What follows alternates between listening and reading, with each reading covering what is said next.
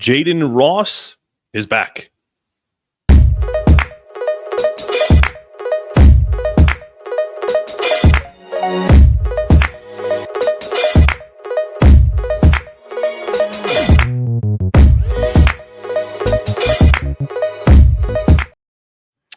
Welcome into the Hoops Cap Pod. Thanks for making it a part of your daily routine. We're powered by Big East Energy Network, where power meets precision. Jayden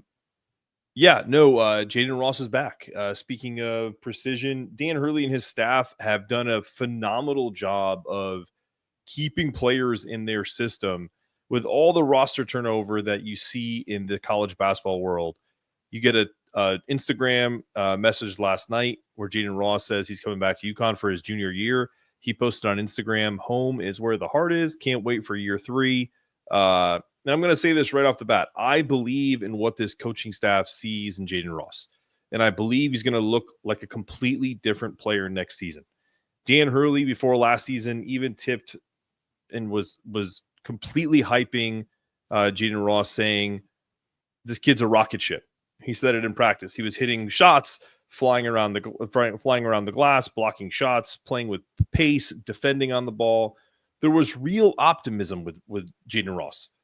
And there was optimism that he could break into the rotation and be a phenomenal key piece going forward, especially as long and as switchable of a wing he is, and how he could slot into some of those big versatile lineups. And a word I haven't used in a very long time: positional versatility. He has that. He has the positional versatility, at least what they see in practice, that he could play 1 through 4. Maybe not 4, 1 through 3. But that didn't quite materialize, right?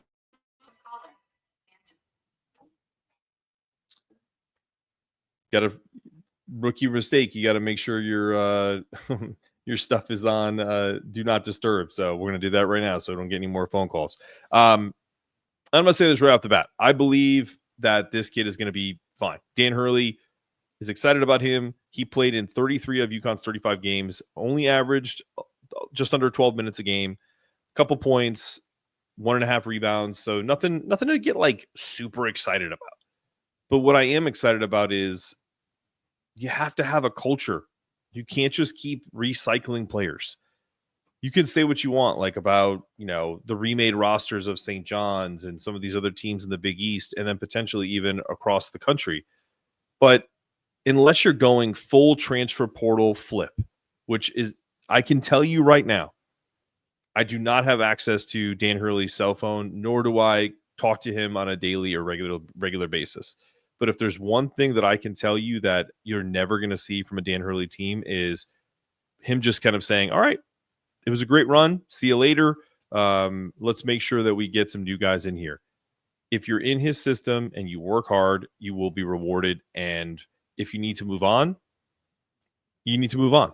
But Jay Ross is not moving on. He never scored more than 3 points in a game the rest of the way after a career high against, I forget which mid-major or low major he did well against. I know there's some of you who are out on Jayden Ross. I am not. Because for some guys, all they need is the opportunity, like Solo. But for others, I think Ross is in this group. It takes time and opportunity, time to develop, and then opportunity to get some run. You got to remember, he wasn't just asked to be a scorer. He wasn't really just asked to do one thing off the bench. He was asked to be, Dan said this in 1,000 media availabilities. This team is screaming for a two-way player. Who do you think he was talking about? 2 guys, really, Jayden Ross and Jalen Stewart, both back. But with Jalen, long, athletic wing, he can defend, rebound, play smart, try to be efficient on both sides of the floor without really needing a ton of touches. And that's a really hard role to be accustomed to, having not played your freshman year and then essentially coming in your sophomore year to make this big leap that everyone expected. Now, part of that is, I say this all the time, part of that's on Dan. Like, I think he fully recognizes that when he puts the type of pressure that he puts on these players, some guys rise to the occasion and some don't. Jay Ross did not.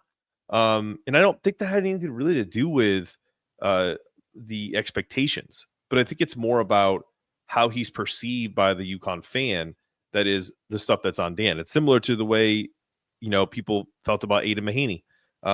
When you put the words Cam Spencer, Tristan Newton in front of a guy, and it doesn't materialize, then people are not going to be happy. I can tell you that right now. Well, and let's just compare like the leaps from Jay Ross, Jay Stu, and Solo, right? Solo, he made the biggest leap last year. And I'm going to say something that I don't want anyone to take out of context.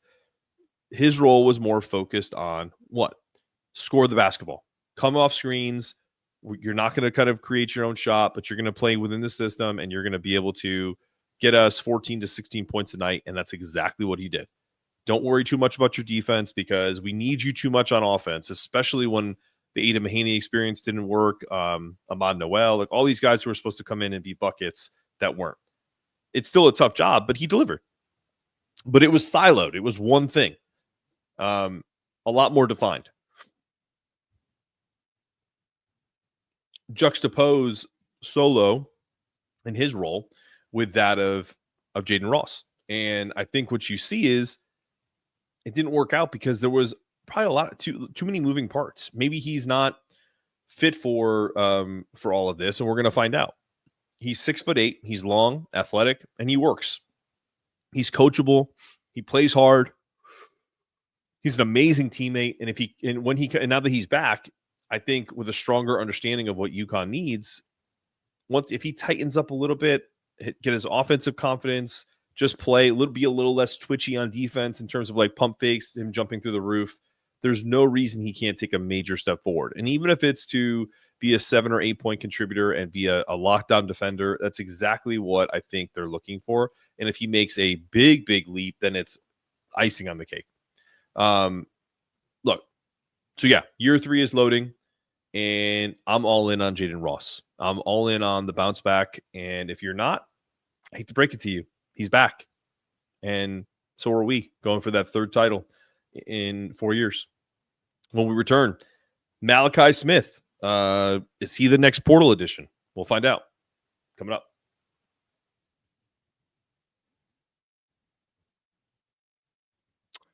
Welcome back to the Hoops Gap, powered by Big East Energy.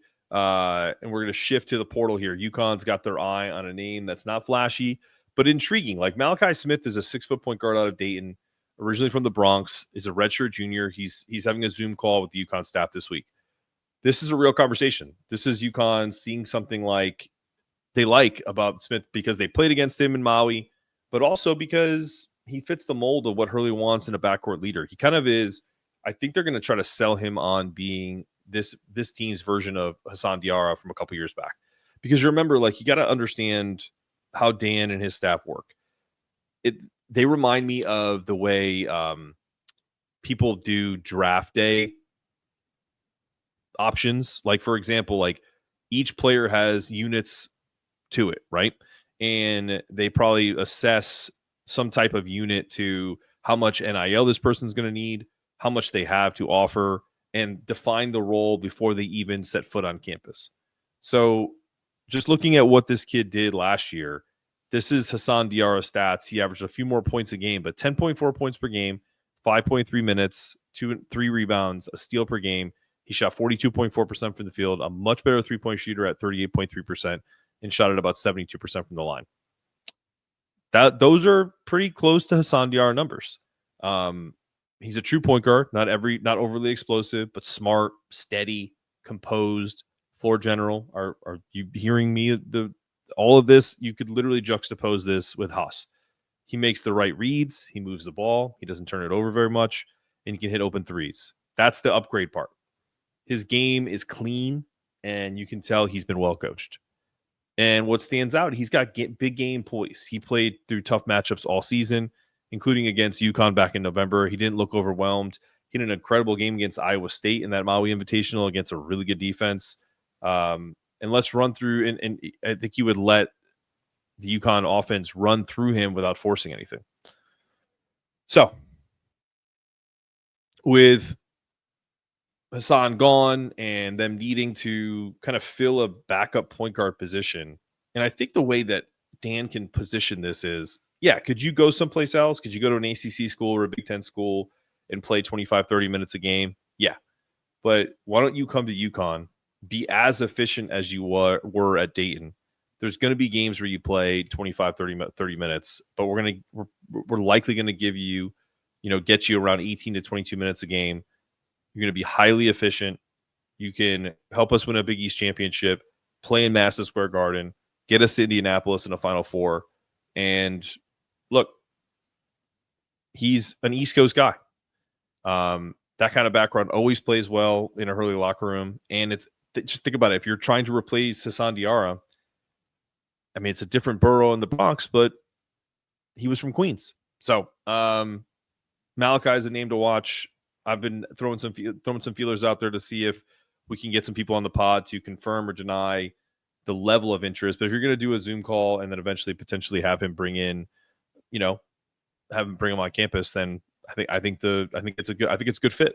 So, but we're going to talk about that. Is it a good fit?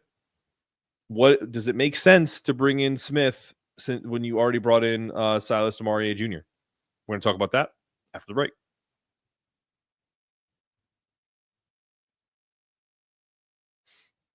All right, you're back on Locked On UConn.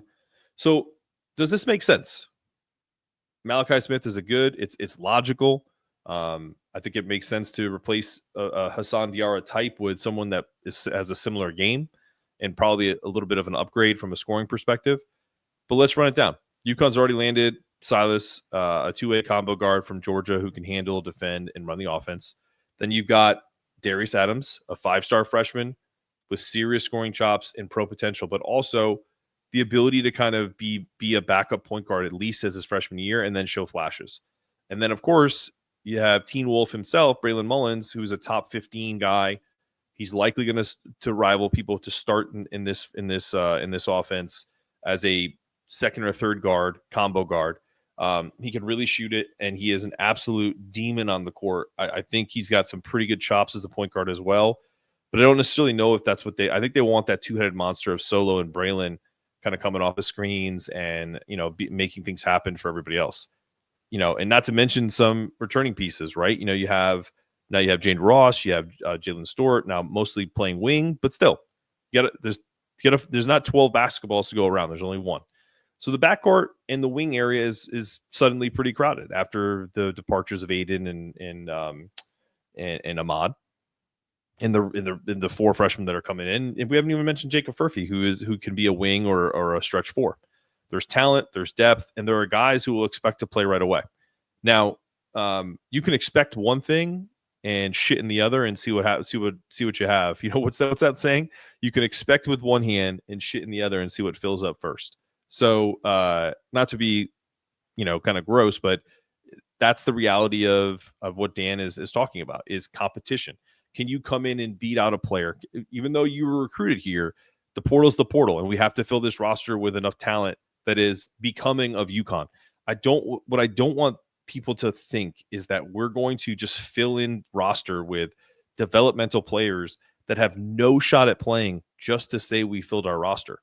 I think the cream always rises to the top. If you bring in a Braylon Mullins, if you bring in a Darius Adams, you bring in an Eric Ryba, and you bring in a Jacob Furphy, and then you portal in Silas and Malachi, and Silas and Malachi beat those young kids out to play more minutes. Tough shit. Like that's life. That's the pulling of this, right? And I think that's something that we have to embrace as a fan base, because we're always going to be able to retain players because of Dan Hurley and his staff and what they've built. But it doesn't always mean that we have guys that come in the way and do it the way like Duke does it, or the way Kentucky does it, or the way Arkansas does it, because having 3 or 4 McDonald's All-Americans is great.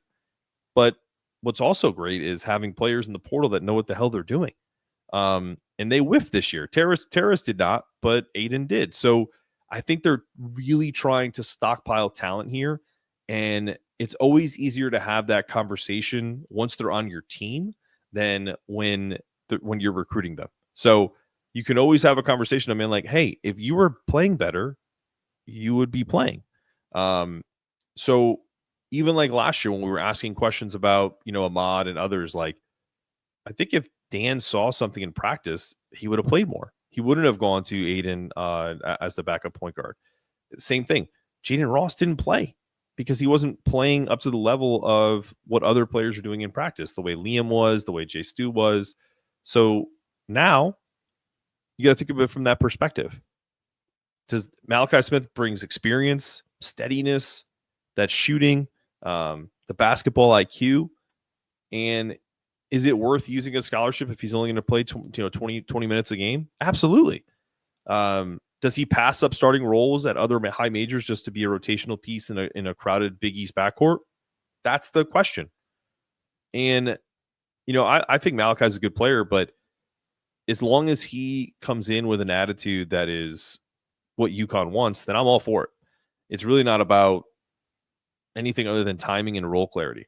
So we'll see how this one shakes out. I think the interest is legit. I think UConn sees a guy who can win them games in March and be a part of something special. Maybe not, someone that's a portal steal, right? But one in the respect that you're getting a guy that others think can start for them, but you're taking him and he's coming off the bench, and that matters. And whether Smith sees this as the right opportunity, that's really the bigger question. So, listen, catch me out on Big East Energy Weekly. We are going to have a portal bonanza as well as coaching. The coaching in the Big East has just gotten better and better with the addition of Kevin Willard and others. So we're going to talk about that with my co-host Casey Matthews. Check that out later today or tomorrow. We'll see if it comes out tomorrow. But either way, make sure you stay dialed in. Make sure that you understand that this off season we're going to continue to push out the content and really focus on the men and women, and probably bring you some different style shows. But as long as this portal is open, it's all steam ahead. All right, y'all. Have a good rest of your Wednesday, and go Huskies.